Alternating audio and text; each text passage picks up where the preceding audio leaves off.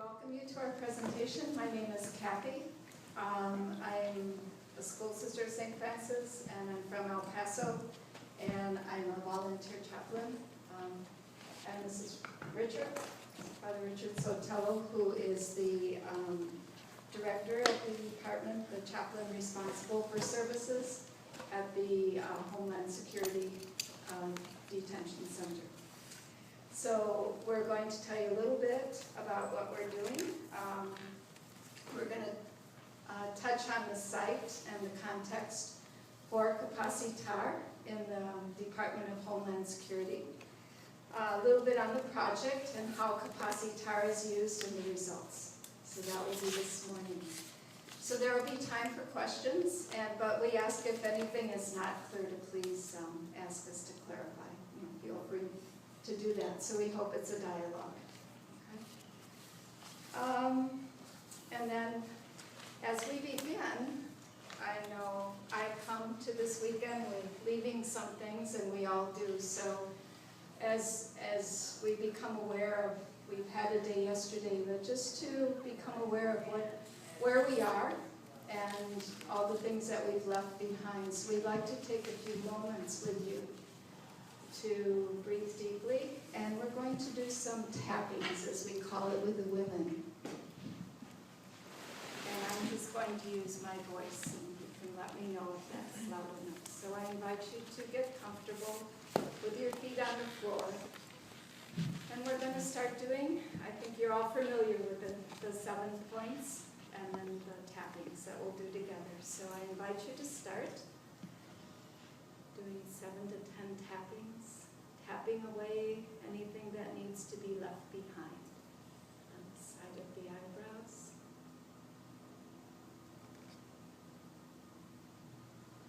Under the eyes.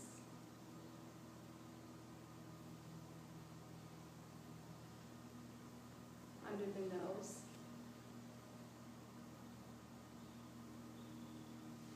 Under the lips. On the chin. And then with our thumbs.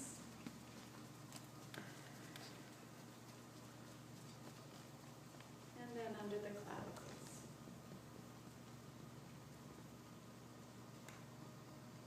And on the side of the hand. In spite of the fact that I have this problem, I am okay, and I accept myself. If you can say it out loud with me. In spite of the fact that I have this problem, I am okay, I accept myself. In spite of the fact that I have this problem, I am okay, and I accept myself. In spite of the fact that I have this problem, I am okay, and I accept myself. And a deep breath in and out.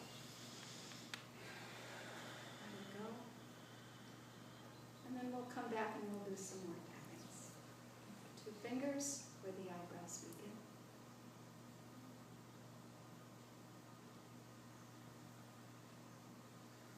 And then just follow along.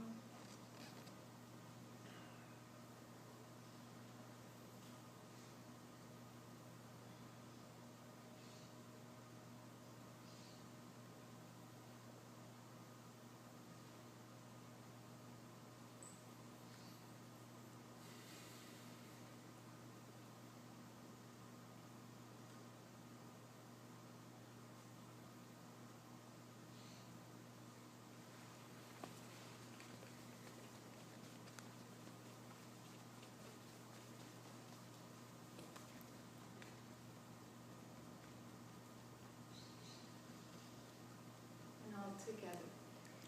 In spite of the fact I have this problem, I am okay, and I accept myself. In spite of the fact I have this problem, I am okay, and I accept myself. In spite of the fact I have this problem, I am okay, and I accept myself. And a deep breath in and out, letting go of anything that we need to let go. And then just observe yourself and notice how you feel. If you feel differently, the same.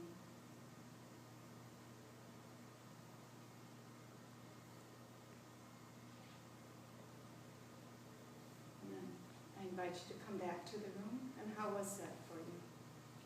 I see a little change in faces. And this is what we hope to do with the women that we share Capacitar with, that we share the skills that we're able to spend time with in the Department of Homeland Security. So we're excited to tell you about this project and enjoy as a unity.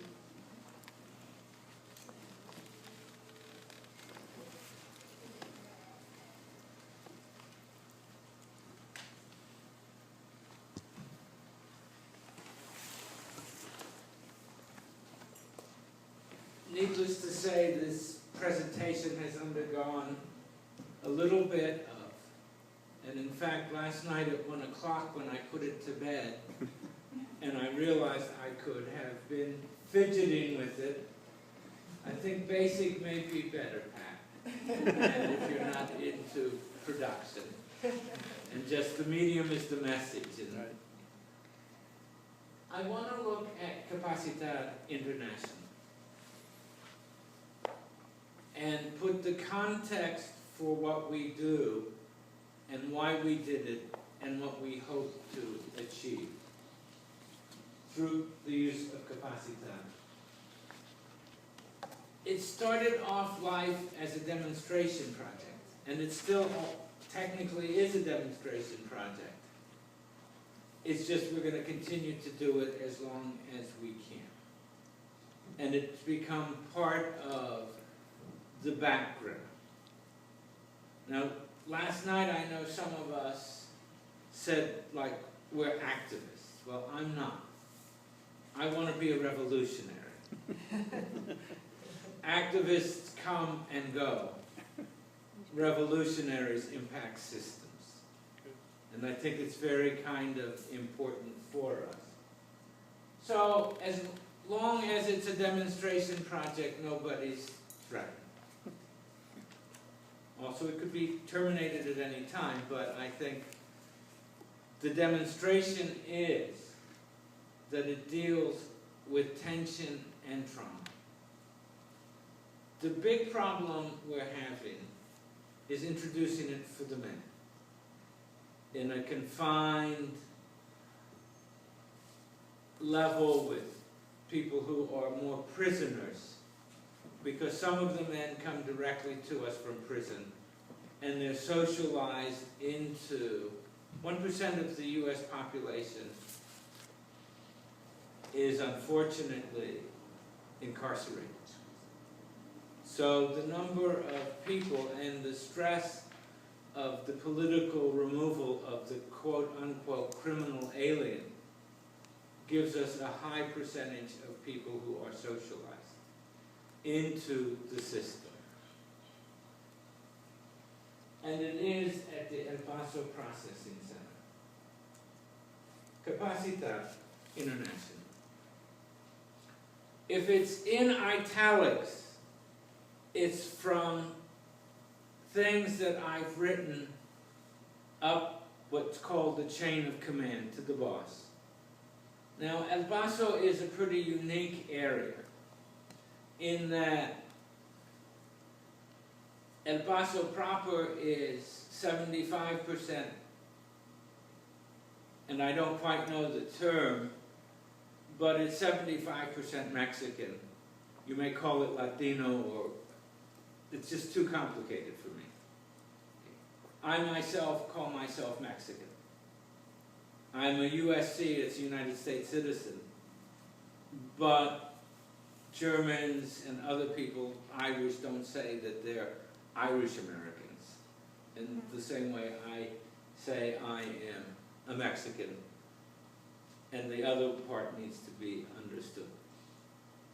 Across the river is Ciudad Juarez, which is 100% Mexican, by definition. Twice as large as El Paso. So if you take it as a regional area, somewhere just below 90% of the region is all Mexican. So it really does change things culturally. And I am at day job, as I call it, coincidentally a Roman Catholic priest. So that's really kind of a cultural advantage. The need. Assessing the need, I think, is critical. And as I look around and see that people have worked at different places, you know, I this week, just in the news, 400 tons of water a day is leaking in Fujimura.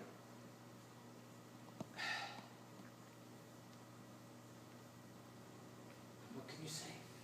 There's a need there. But identifying that need in a very real way from your community. I do want to get with the people from the Wellness Center, because we have a contact in El Paso who's in Veterans Health. But identifying the need is critical. In the course of the past calendar year, there has been an ever steady increase in the number of detainees who have been directly affected by undeniable trauma, in particular female detainees. The stories are what's going to galvanize things. There was a female detainee who was seeking asylum, and we lock them up in this country. So, you know, just like the Australians are going to do now. Now they're going to actually ship everybody out of the country. Who had been in their little shack. When they came in and killed the mother and the grandmother, one of her sisters, and a daughter. And she and an aunt were under the bed. The aunt started convulsing. Somebody reached under the bed, pulled her out, and shot her. And this woman was frozen. And she laid there for several hours with the blood pooling. Everybody we deal with has a sad story. Some of them have truly tragic stories, and there's, you know, how can you help? How can you? I'm with the Jesuit Refugee Service. And I think the radical point, and it certainly changed my view, is we accompany, which means to say we walk with people. We no longer are the great answer men. If you want answers, go to Shell. And they have the Shell answer man from the commercials. They can answer your questions. We can just be with people. And I think, excuse me, as male religious, certainly that's what we learn, I think, from our sister companions.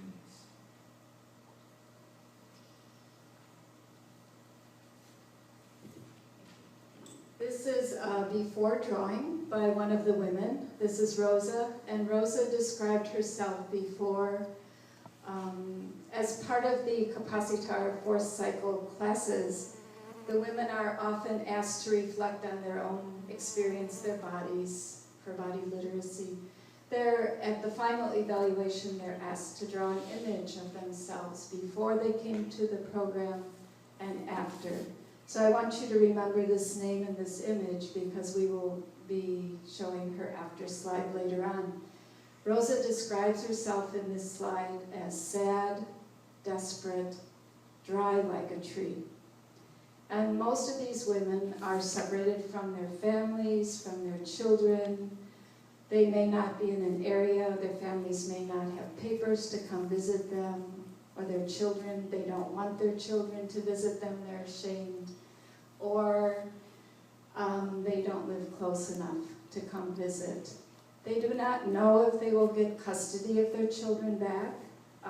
They do not know if they will ever see their children again, some of them. They do not know if they'll be sent back to their country of origin, or if they'll be allowed to stay where they were living and pick up their lives again. So they are in a very distraught state when they first come, and that's often when we hear the stories. Are we? Okay, thank you for checking.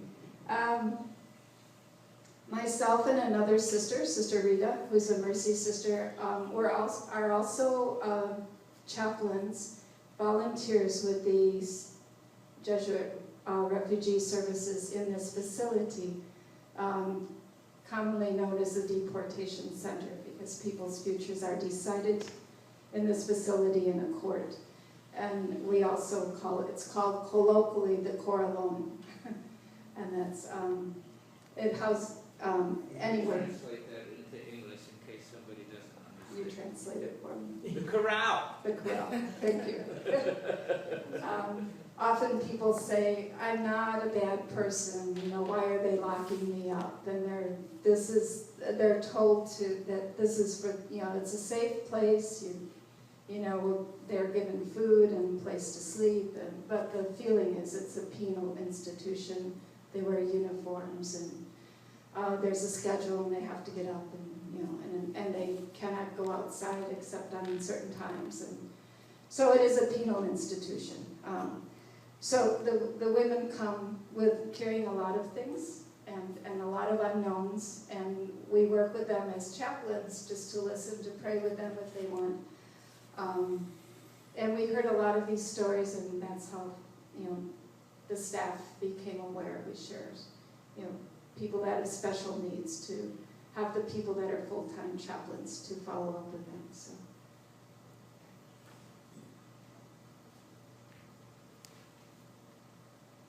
And you might ask, why use the Capacitar approach? That's a quote not from my letter, that's a quote from the website. Capacitar practices are easy to teach and invite people to take an active role in maintaining their own health. I think everybody probably is aware of what Capacitar is, and the popular educational approach, and how it is that it is not about doing, but about giving back and letting people become masters of their own lives. And that this is what we're going to do. And interestingly enough, that presentation we had yesterday evening on the keynote address, there are several points that Pat made in her PowerPoint that I think the three of us who are staff presume, but I think, and nod to you, Juliet, I'm going to start coming in on session 1 as the host and reiterate, and then come back on session 4. Simple things. You've got to practice in order for it to work. This is about your practice, not about mine. Because one of the things I noticed, well, when I first came, I wanted to be a little cat. We all do. But teaching I am, you stand more chance of reaching it than I do.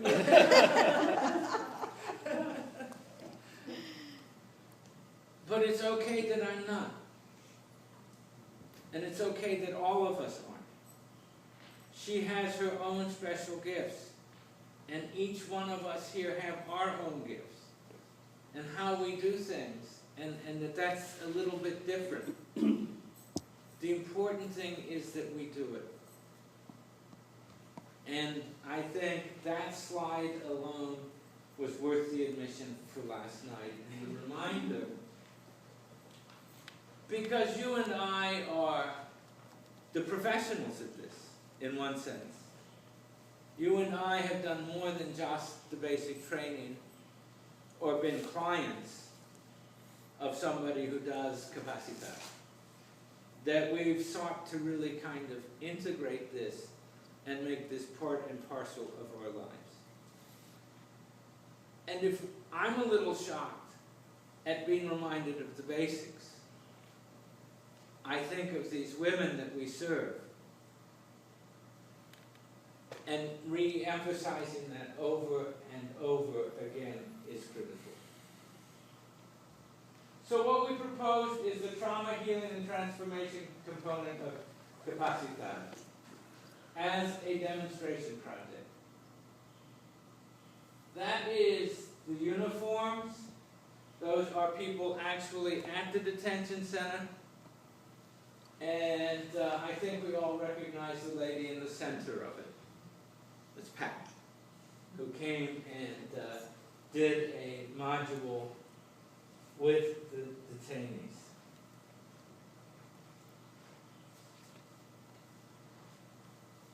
How did we sell the institution on it? The key word in that slide is the word simple. People like simple. Institutions like simple. No problems. If you come in and you're going to sell them, I'm reminded of the Laurel and Hardy movie from my youth where they're vacuum cleaner salesmen. And they come in and they throw the dirt all around and the lady's trying to stop them. And no, you don't understand. The machine will pick it all up. Well, the lady doesn't have electricity.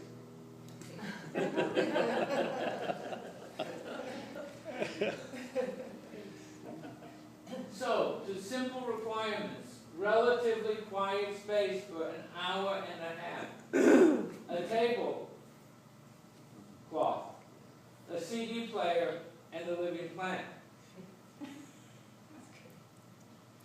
This office, the office of the chaplain, will take responsibility for the cloth, player, and the living plant. So basically all we're asking for is space. I mean, it doesn't get any more simple than that, does it?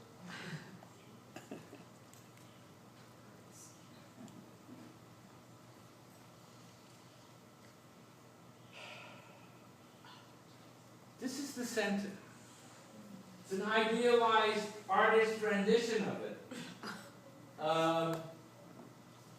We don't need to go. It is, as Kathy said, a prison. It runs on prison rules. It follows the American Correctional Association standards.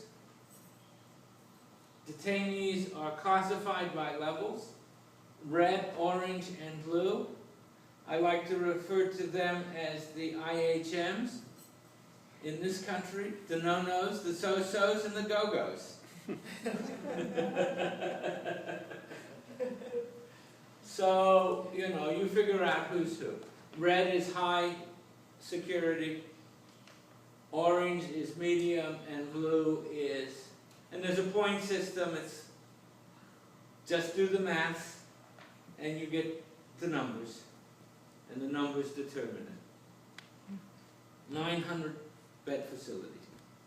Approximately maximum of 240 females. It's a big operation, 24/7.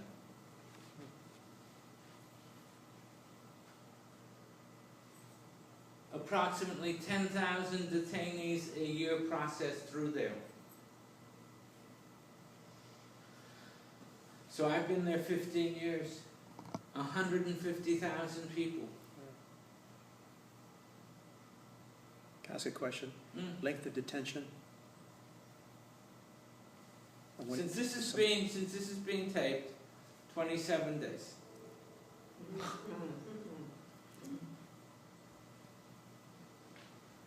Shorter as long as? Details. Okay. Detalles. Okay, that's the official answer.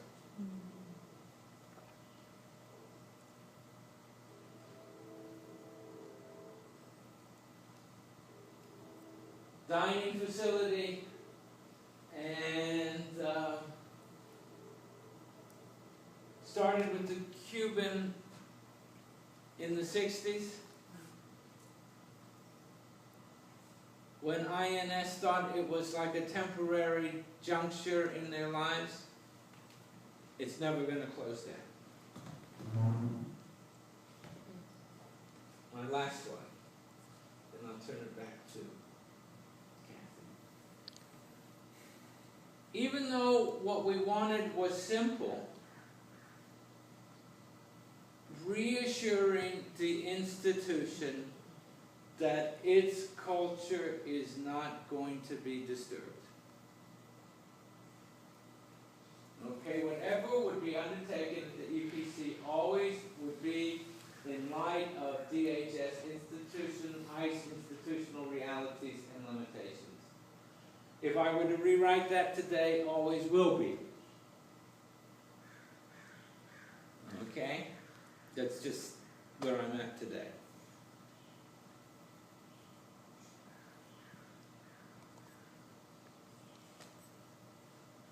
We don't get to remake institutions.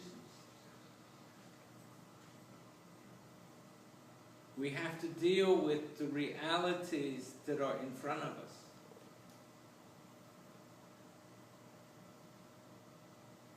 I'm reminded of this story about a priest who, with the new translations, was having difficulties with some of the language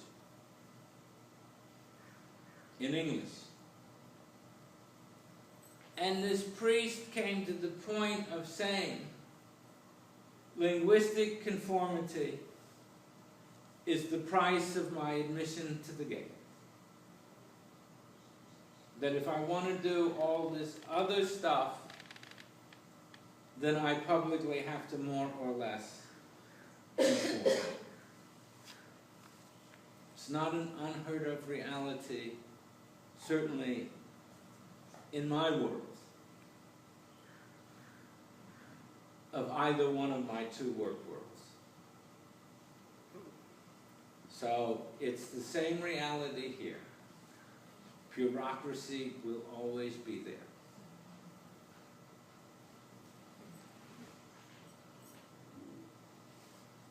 This is Karen's picture, and Karen. Oh, you did. Okay. Yeah. This is an ever-changing PowerPoint. So Karen describes herself on the left as sad, clouds raining, feeling heavy, imprisoned. And on the right, happy. This is her after Capacitar picture. She no longer feels like a prisoner. She feels free in her own person. She is still wearing that uniform. It says, it has the initials of the agency on it. EPC, El Paso Processing Center. So, so for her, that was an inner transformation, having the opportunity to participate in Capacitar for 4 weeks. And something I noticed, this one I want a second. Notice the color of her uniform. Yeah, so she's high risk. She's high risk, yeah. And yes. So the reds can mix with the blues. No, that's the one that doesn't, I don't worry about that. The staff worries about that. The reds can mix with the oranges, the blues can mix with the oranges, but the blues never mix with the reds. So when we designed our classes, this was one of the limitations as how people were invited. Besides offering it fairly to the 3 or 4 barracks of women's as the population fluctuated. Our project is been going, as Richard said, 2.5 years. The first cycle finished in February of 2011, and they have never said stop. And they have showcased it on occasion, I think. So it's saying this is how detention is the best practices done in, among their peers, which is a good thing. And as you will hear, I think the staff and administration have observed healthy changes in the women, the participants. So it's favored. It's favored. And we hope we never hear the word stop. And our program evolves. We started with a plan of 7 weeks, and after 1 week, people leave quickly sometimes, and we don't know always what happens to them or when they're going, nor do they.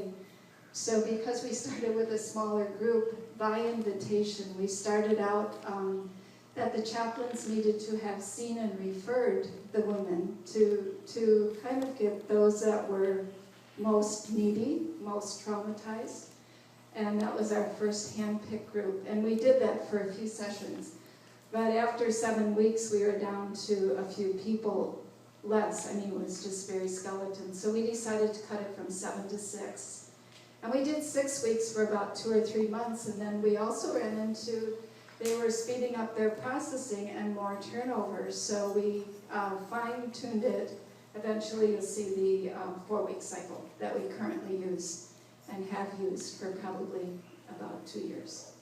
And that seems to work. We started out in this room, which was the rec room. Is that it? The gym. The gym. The gym has a nice cement floor and big blowers and heaters, and it was, what was the wording on here? A relatively quiet space. The staff had a gym on the other side of this building behind a very thin wall that they did their exercises at the end of the day. So we'd hear this pounding music, a little louder than our music sometimes at the beginning, the first hour of our class. You know, and sometimes we'd ask, the guards would ask, and they'd turn it down, and often they wouldn't. So it was, you know, we never know when that would stop, but it did stop during the class. So it was a good space. It was big. And it met our needs, and we had enough chairs. I think, yeah, the biggest group I think we ever had was 48 in that room, but most were not that huge. That was record. And then we evolved into a year ago. Oh, I see what you did. Okay. We're going to talk about goals, objectives, and outcomes, and we'll talk about how we evolved. Going into the program, and what was proposed to the administration, I think, as well, were the goals of improving their health and general well-being of the detainees, improve the mental health and capacity of the detainees to cope and transform their situation, couldn't leave, and to provide wellness skills for stress and trauma that the detainees will be able to use in their current situation, and then when they leave the facility, when they return to their families and their future lives. And how we would do it, they would participate in the Cycles 4-week program and share the best practices within the detainee population. They were encouraged to take them back to practice during the week. And then the first question coming back, how was your week and what practices did you use? There were some guards who were not always on board, and we'd hear stories once in a while of, but miss, they won't let us do that. They tell us you cannot do that. So we tell it, Richard and the administration, and they would make clear that the message got down the chain of command, and this was an encouraged practice in this facility.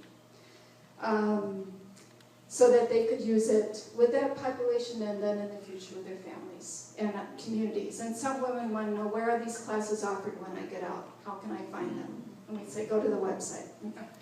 And then through the regular use of practices on a daily basis, detainees will lessen their symptoms related to stress and their trauma.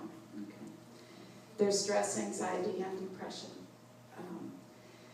And then the probable outcomes, things that desired that we hoped would happen, and we can't plan for that, but that there would be fewer conflicts among the detainees because you get a group of 50 women in a barracks, 2 beds, and there's a lot of pent-up emotion, a lot of anger sometimes, and it can be a difficult situation if you don't have safe space. And so to deal with the anger and the outbursts, to have less of that among the detainees and have the skills to release their own emotions. And then less use of psychotropic drugs. We had women who would self-report and say, I'm not taking those pills they gave me. You know, I don't need them right now. So, and then fewer sick calls. There's a lot of illness, a lot of pent-up emotion. And here's what the 4 weeks became. Oh, and this is the 4 weeks, yes. And we would be glad to share any of this information if anybody wants the details. We're not going to read this, yes, at you, but we're going to flash it up. Week 1 and 2, and what we've learned over the weeks with, you know, giving feedback to Pat and getting her help is a lot of repetition. We've built in, we simplified it from the 6 weeks. We thought, oh my goodness, what are we going to drop? Well, it was very obvious that repetition was very good and helped the women become teachers and do peer teaching in class and dyads or triads, and then really encourage them to use their skills. And they needed a lot of encouragement, but this was very good for the learning. Kathy, I'm sorry if I missed it, but how long was each class? The classes originally were an hour and a half, and I can't remember what time we started. It was after the count? We used to start, 5. the women were eating first then, Yeah. and because of the gym space and the coaches' ownership of that space, we had to start after their programs were done. So we were starting at approximately 5 p.m. after they'd eaten. And of our hour and a half, often it would be like there's traffic and men and women cannot move at the same time. So classes typically got to start later and later. The women would not all come, you know, so we were down to maybe an hour and 50 minutes, an hour sometimes. Now we've changed the classes to before the count we start at 2 to 4, and they eat right before their supper. They break and go back to the dorms, put their papers down, and then go to the dining room. So now we have a 2-hour window, and that is wonderful. It's like, wow, we can do so much more, and we can probably do 2 dances sometimes. And it's been a whole different feel for the outcome. You know, they've really had more time to get into it, more time for peer teaching. So that's been a good change for us. Thank you. More questions about operations? I have problems with men. Is the whole large menu as compared to problems with women? I mean, what examples?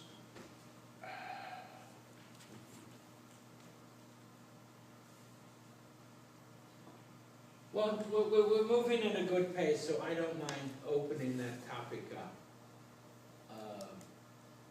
In many ways, Capacitar is a feminine program that, and I mean that in the yin-yang sense rather than male and female, in terms of it's asking us to get in touch with part of ourselves that many of us in many of our cultures is either on a more common basis is the purview of women, and the men who are involved in it are specialists. And I'm thinking of the spiritual dimension. And maybe 2 years ago, I was in Philadelphia at the Sisters of Mercy convent.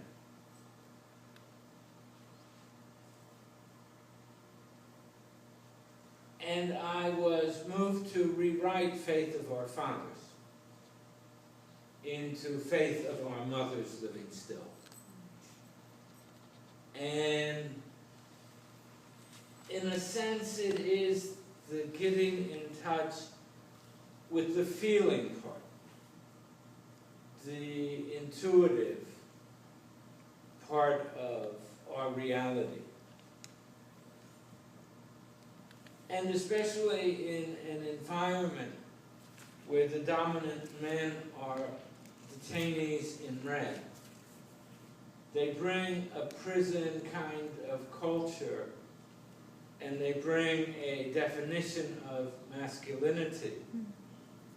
And I was thinking of, last night we heard about dealing with both the women and the men who've been raped. And I'm fortunate enough to teach various courses to the Department of Homeland Security. And one of them is sexual misconduct. And rape is never about sex. Rape is always about power. And these men in red tend to set the tone of what it is. And to be vulnerable in front of your peers, to say that you have needs, that you have emotional needs, spiritual needs, is very difficult. And how you would break that down and do it with any degree of credibility, because we could put something together. I could make something happen. But I'm not going to make something happen that I don't think is going to work. Or that I can't have a sense of, to go back to this slide, to the desired outcome. Now, the word that is used is proposed. I purposefully make it desired. It's what, because in a sense, it's like a situation where you know where you want this conversation to go. Not that it's always going to go there, not that it's the only way it can go. But if I cannot foresee a positive outcome. Now, I've been thinking, and again, I heard something yesterday about having everybody lay down and do the finger holds. It was in one of my small group discussions. Fascinating idea. So nobody's sort of going, you know, what's this dork doing? And literally just having some sort of bell or something and sort of taking 15 minutes to do the finger holds and then bringing them back. We have, for some reason, we have about 35 Sikhs right now who would take to this practice. And in fact, when I meet them and I say namaste, and they're, oh, you know, you would think I invented sliced bread or something.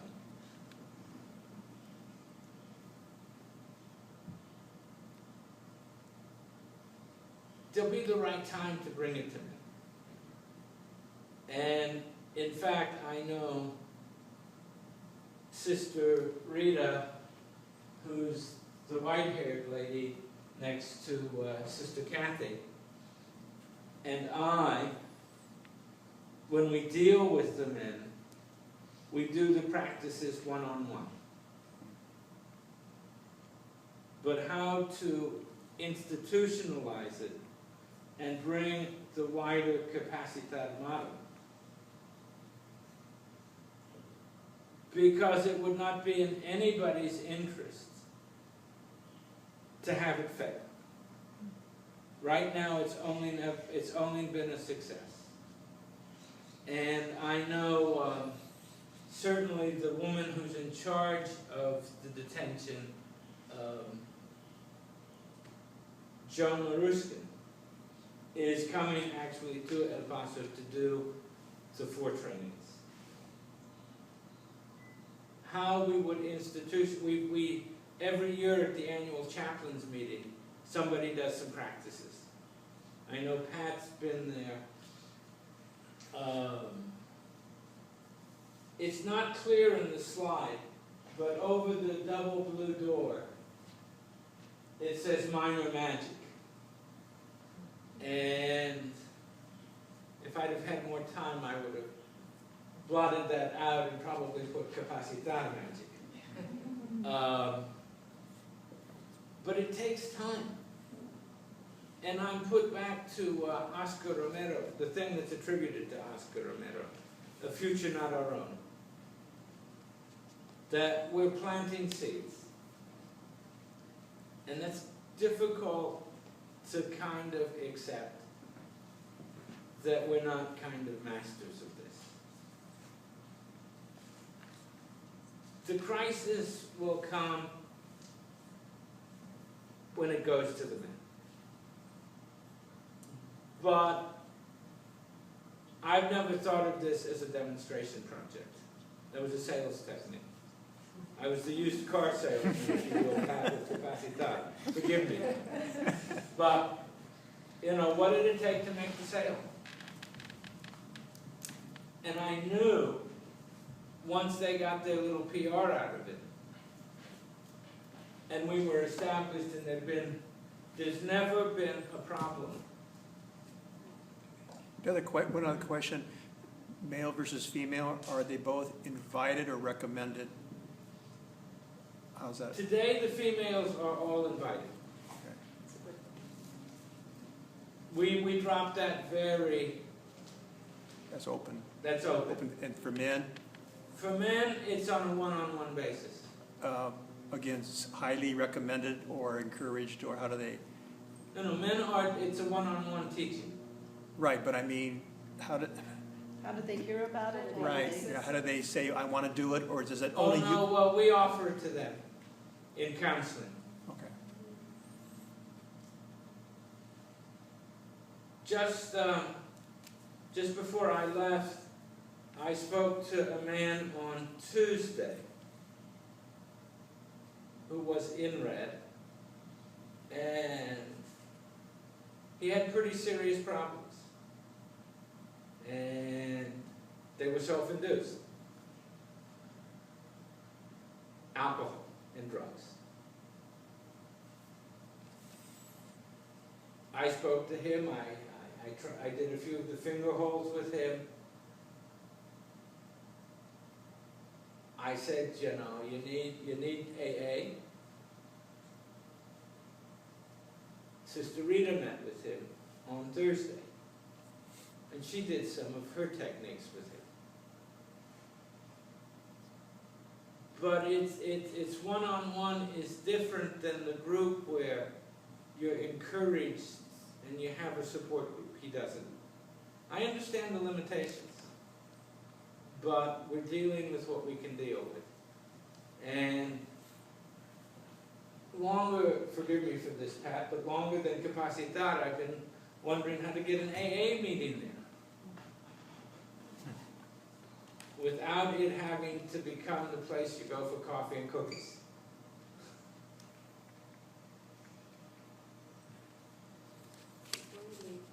So, just a question about these. Yes, So you have handouts? we have handouts. We have, and the facility prints them and provides that. Initially, we were doing this, but early on, the facility printed the emergency kit. We initially gave out individual sheets as we covered the techniques, but we decided to put in their hands the emergency kit with the first class. And then we also add Peldon Gum, Salute to the Sun. And we have bilingual because most of the population coming there is Spanish speaking and occasionally English speakers. So yes, that's a good question. And then I forgot to say that the course leads up to the final evaluation. You know, as people have reflected every class and how their bodies feel, they do the drawing of the images, and then they get a certificate. And you would think this was the end of the world. And some people have racked up 4 certificates because they're there long enough. This is, it's like graduation after we've done the images and taught a couple techniques. and done the written evaluation at the last class. It's time for certificates, and we read off their names, and while they're doing images, we have a chance to put their names on them and, you know, sign them. And they come up and, you know, handed their certificate, clap, clap, clap, and everybody it's fun. They love it, and I don't know what they do with them, but they'll let you know how many they have. And also, I don't know if we mentioned that Rita was a volunteer chaplain when we started this, but she is now a full-time employee. So that's a nice change for us, because she gets to know the women and also can refer people who may not have come for spiritual counseling or, you know, really need to be seen. And another, okay, we have two beautiful images. You can talk. Okay, another change, and you will see the pictures, the next slide. This is the next one. That's the current. Okay, I like that. I like that. The top one is Martha. Martha was with us for, I think, about 8 months, and she is no longer there. She has a happy ending to her story. When she first came in, and she's done, I think, 3 or 4. She's been, maybe not, the first 2 were full cycles, and then she dropped in as she could, because the day we offered classes, Wednesday, was also the day she could go to the library and prepare her case for her court visits. So she was asked at different times. So she had to miss a lot of classes, the last one. And she left the day after the last class. I was told, because I don't know unless someone tells me what happens to the women. That's the other part. It's an open book. Martha before was separated from her children, and she did not know if she would see them. She would not know if she would get custody back of one of them. What she wrote at her last class was, Capacitar has helped me physically. She had migraines when she first came, and she started doing the handhold of acupressure point for headaches. And she said, it helped, and it stopped, it slowed down the start of the migraine. She got to use it earlier and earlier, and she would tell the whole class, you know, it really has helped me. So it has helped her physically and emotionally over these 8 months. She was in 4 groups, my note says. So she was very grateful, and at the end of each class, she just blossomed more. Her first picture of before was like the dark night of the soul. Everything was dark and raining and lonely and not alive in her. And now on the right, she has sun, and she's a beautiful woman physically, and her drawings always have this beautiful flower at the end. She's just. And then the other one, felt that was Norma. She felt like she was in a storm that would never end or pass. And that was how she felt coming in. Her situation was so bad. And at the end of 4 weeks, Norma said, now I feel protected by the sun and the flowers, and the sun is God. And she had that assurance within herself that, you know, in spite of being there, things would be okay. It's very powerful. And also, Rain had put together from her visit some of the before and after images that are back on that board, so you can see some more. I mean, it was hard to pick out images to share with you, because... I just want to interject at this point. A lot of the selling credit goes to Pat, because Pat came to the center, met with management, and if you're bringing in an outside expert who's going to bring sun and light and fame to them, it's like, okay? And it was kind of funny when Pat did her presentation, at which the middle level management was at. They were all asking personal questions about headaches, backaches, and it was like... I did the regular PowerPoint gig with all the data and history and all of that, but what really touched them was when somebody just said they had a terrible headache, and you could tell these are folks that are working all the time and themselves traumatized. And so I said, oh, maybe we should just teach them something. Joan said that last night. what proves it to people is not all that data and statistics. It's giving them even just one thing, hold a point, and all of a sudden that headache is gone. And the hardest person to crack in that group, all of a sudden that person's face changed. And I think that's what, if you need to sell this to anybody, always include the practice. And I think that was the entree into that. And then we took their hard questions. They had all kinds of questions of, how are you going to show outcomes? And Kathy mentioned the outcomes, and I think fewer days in sick bed, no conflict in the cell block. Those are the outcomes that will really prove it to administration for keeping the program going. So you always want to think about what that aspect is. Desired, not projected outcomes. But thank you, Pat.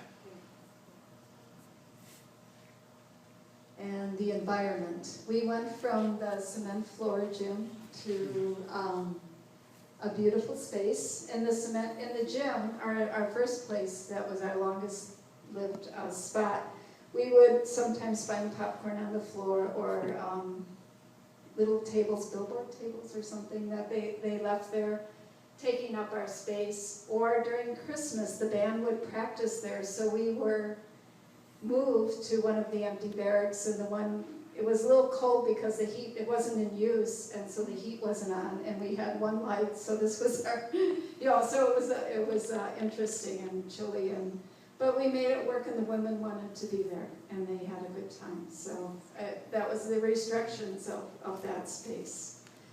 The good part of that space was that we could pack in more people, and as many as wanted to come, up to 50, I think we cut it off at. And then the new space evolved into, the Intercultural Center that the Religious Services Department designed and created, aka Richard. And it has this beautiful mural at one end covering the whole wall that is non-denominational, but it's spiritual. And people's eyes are just drawn to that. The right is the old room, the gym, the right bottom. And we have windows, which we couldn't look out of before, and that's beautiful. We can look at the sky when we say you're connected to nature, not just the plant.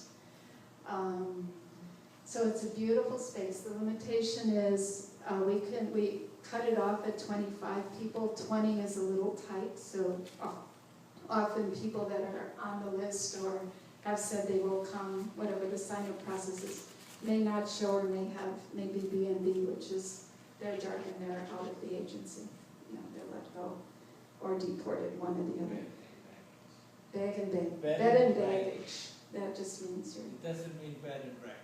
Yeah, right. Anyway, so now we have this beautiful space, and it's very welcoming, and we still have our cloth, the same cloth and plant, and the plant seems to thrive in this space. It's amazing, and we comment, and the women comment on it, and all their images will go around the plant at the final classes. Each woman explains her image. Those that want to, they're invited to. And what else? So we have all this beauty, and we have no dearth of participants. We do cut off, we open up the first 2 weeks to anyone.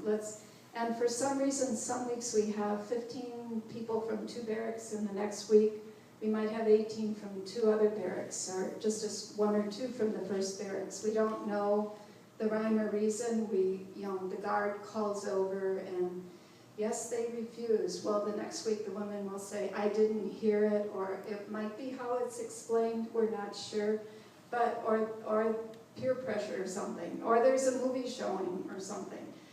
We don't know what's going on, but after 2 weeks, if you haven't been to week 1 or 2, we will not invite you to week 3 and 4, because we do want the consistency and the repetition for them. So that's our only hard-nosed decision that we've made about the classes. Something else occurred to me, but it's gone. Okay.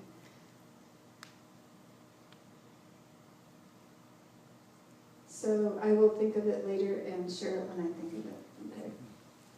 Anything else you want to say about the space? It is shared space with other religions, correct? It's a spiritual, religious, I purposefully did not name it a chapel. It's a cultural center. And much religion is culture anyway, so.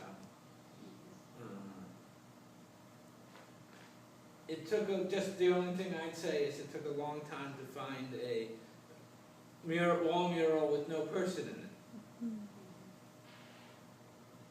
it. And because some religions don't believe in the depiction of the human form.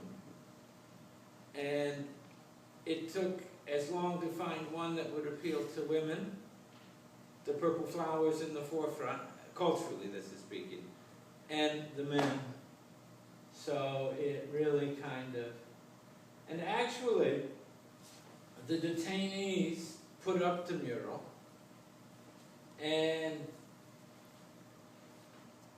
the door design, the Intercultural Center is a design, and it has one of my favorite pictures in the center. It's the world, it's the globe as first seen from Apollo 8.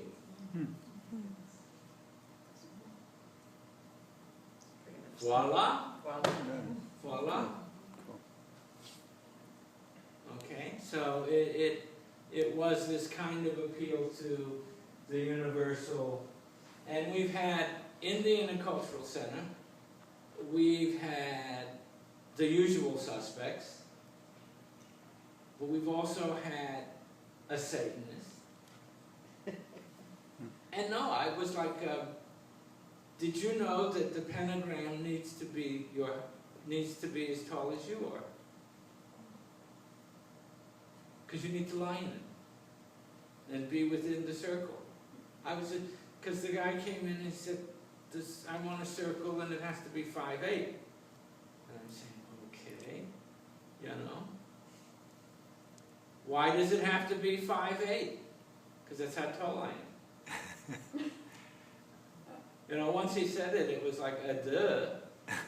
You know, we have Islamic, Jewish, Sikh, Jehovah's Witnesses. We're getting ready to start a Buddhist, but there's 3 schools and it becomes complicated, okay? And then I think of, well, you know, what happens if there were only 4 or 5 Christians? They say, oh, you're all Christians, you can all pray together. Right. Well, and some people don't believe Catholics are Christians. Right. So there really No, should be we're 2 special. categories. Right. Okay, I'm also 4 on the Enneagram, so if that means anything to you. Now, the dark side of the presentation.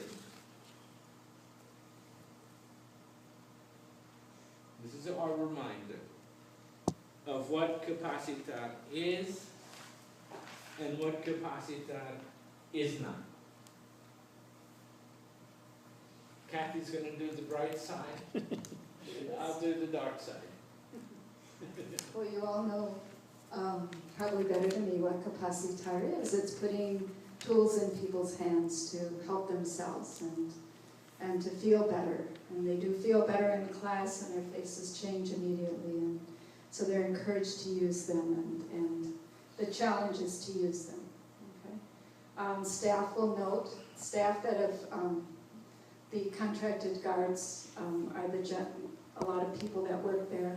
And they will ask for the papers after class because they see what's happening and they want to take it home, teach their grandchildren, teach their families.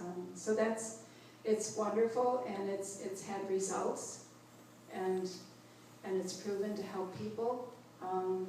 Some people have gotten better. We have gotten referrals from some staff for either individual spiritual counseling, knowing that we teach them one-on-one if there isn't, you know, where it's not a cycle to enter the class. You know. So that's good. Is there anything else? No, you're doing the good part. I'm doing the I easy don't, part. I wanna save up my part. Okay. So, I guess what we have for what it is what you all know, Capacitar. As people do feel like they can do something for themselves, they can feel better, and that's the good news. Capacitar is not psychotherapy. And I'm in a constant battle with PHS, that's Public Health Services, that it is not a way for them to avoid their responsibility because we do not practice medicine. We had the story yesterday about the lady and her legal license, right? And we don't have a medical license. There are people, we've had people who are more tenuously than myself connected to reality. And it just doesn't work, and we don't want that liability. Capacitar is not a fallback position to make everything right. We don't change things.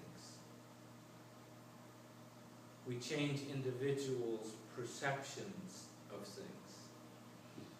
In spite of this problem, the problem doesn't go away. And I didn't realize the power of it till we were out there. And there was this woman, I think it was at the second or third session, and we were doing that EFT. And she said, in spite of the fact I'm obese, and it just like, needless to say, I battle with weight. And it's like, I've never used the O word.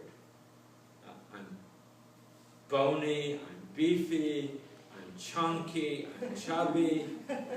I don't even use the F word, for God's sake. But to use the O word, and it was like, oh my God, what a level of honesty.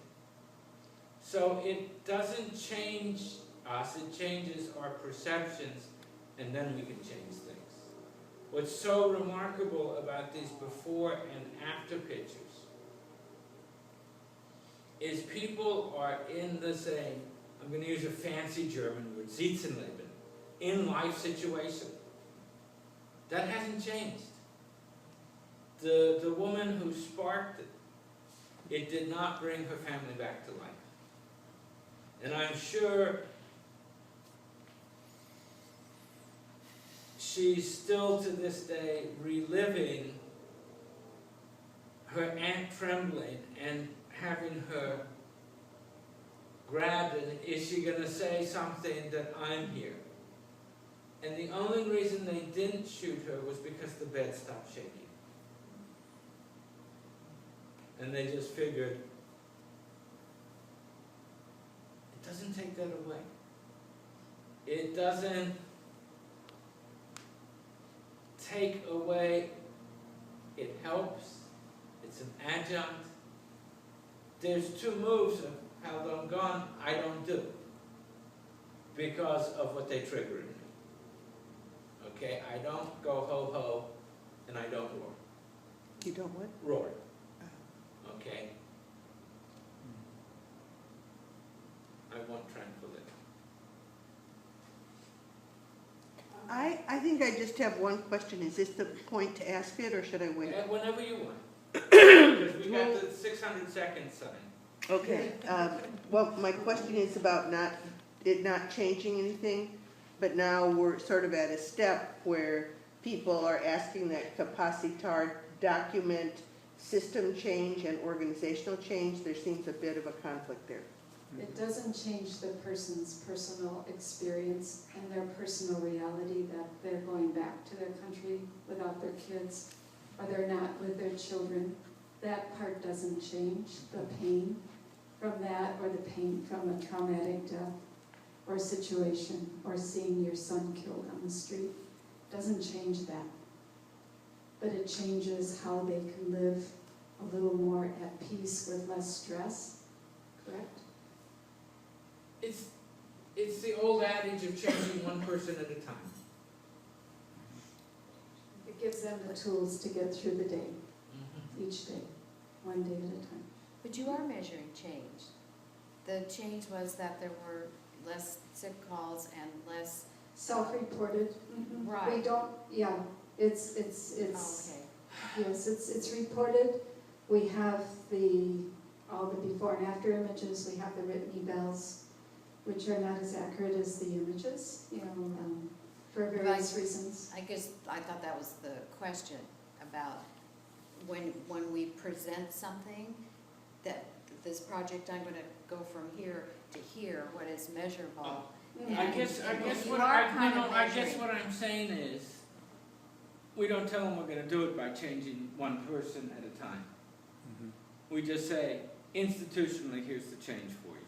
Yeah, that's what I mean. So Okay, you are presenting something. but that's the aggregate. And what I'm saying is that Capacitar is really about transforming the individual. Correct, yeah. And I think all of us who've been through it and are here and are the core of it, know that we, for whatever reason we came, we stayed for ourselves. At least I know that. I stayed for myself. And I'm a better, more integrated person because I stayed. And it's from that core that I move out. Now, just very briefly, before I get the 300 seconds sign. Remember Rosa? After. She got it. And what strikes me about Rosa's picture is the complex, remember the simplicity, the sparseness of the original one? Voila. And you still have that same dark kind of reddish brown color, but now it's attached to green and blue and yellow, and there's a sky full of birds. It's a complex image growing out of despair.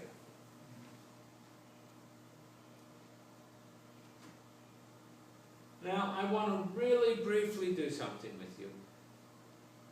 And it's going to be, I'm going to run through these till the last one. We might not have time for the dance. Okay? As I said, I do training for the Department of Homeland Security.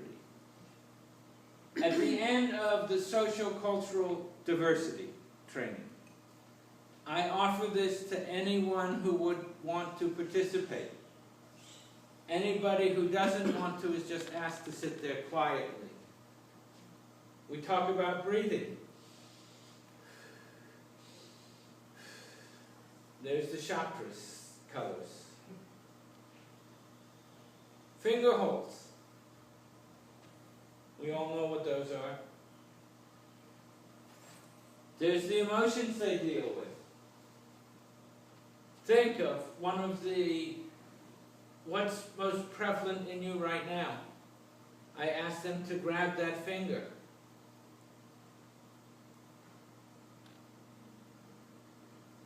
How do you feel now? What's this all about? It's basically telling them they can use this in their lives, in their personal lives. They can use it with their children, with their grandchildren. They can use it with themselves. One of the senior management woman I've taught,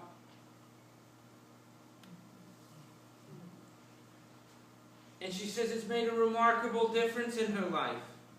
She's at meetings now and everything, the emotions are flying. And she's sitting there, she doesn't have to go, go into an altered state. It's just this simple thing.